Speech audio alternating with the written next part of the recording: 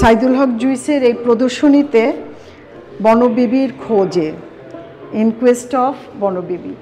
তো এইটা যখন আমরা ভাবছিলাম যে এই বনবিবির খোঁজের যে পেন্টিংগুলো আছে, জুইসের যে একটা ধারাবাহিক কাজের যে এত বছর ধরে করে আসছে, তখন মনে হলো যে একটা বোধহয় প্রকাশনা হলে ভালো হয়। তো গত বছর মে মাস থেকে আমরা এই বইটা নিয়ে কাজ শুরু করি এবং আমি খুবই বলবো যে ভাগ্যবান যে একটা বিশাল ভালো একটা গ্রুপ পেয়েছিলাম যাদেরকে নিয়ে এই কাজটা আমি করতে পেরেছিলাম এবং ঠিক এক্সিবিশনের আগে পুরো প্রোডাকশানটা পাই। তো এখানে যেটা ছিল যে প্রথম ভেবেছিলাম শুধু বনবিবির যে কাজগুলো সেগুলোই থাকবে, ওই পেন্টিংগুলো এবং স্থাপনাগুলো। পরে দেখা গেল যে শিল্পীরা যারা জুইসের সম্বন্ধে, সাইদুল হক জুইস সম্বন্ধে লিখেছেন, তারা চাচ্ছিল যে পূর্বের কিছু কাজ থাকলে তাহলে একটা যে তার ধারাবাহিকতাটা কিভাবে তার কাজের মধ্যে যে পরিবর্তন সেগুলো তারা দেখতে পারবে।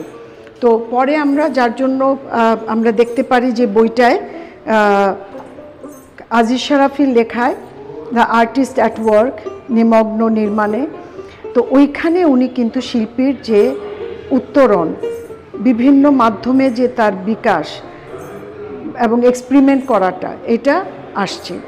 এবং এখানে শাগুফতা শারমিন তানিয়া উনি পুরোপুরি বনবিবিকে কীভাবে দেখা যায়, বনবিবিকে আমরা কোথায় খুঁজছি, কেন হারিয়ে ফেলছি, এই যে শিল্পীর যে আর্তনাটটা, যে বনবিবি শেষ হয়ে যাচ্ছে, বনবিবি হারিয়ে যাচ্ছে, বনবিবি আর পেরে উঠছে না, তখন আবার আমরা ছবির পাশাপাশি যখন দেখা গেল আর কি অ্যাড করা যায়।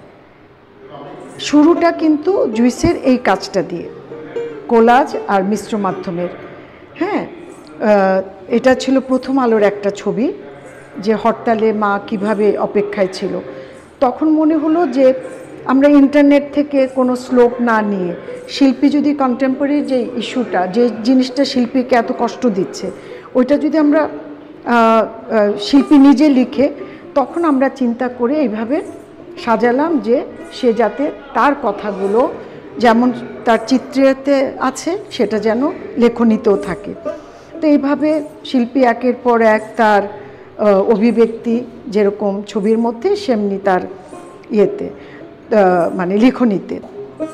তো মূলটা ছিল, উদ্দেশ্যটা যে শিল্পীকে একটা তার জার্নিটাকে একসাথে করে একটা প্রকাশনা, সেটাই আমাদের মূল উদ্দেশ্য। এবং এখানে আমি যাদেরকে পেয়েছি পাশে, যেরকম এইটা লিখেছে মিল্টন মোল্লা, সে জুইস সম্বন্ধে একটি খুব অসাধারণ, জুইসের যে জীবনীটা খুব অসাধারণভাবে উপস্থাপনা করেছে।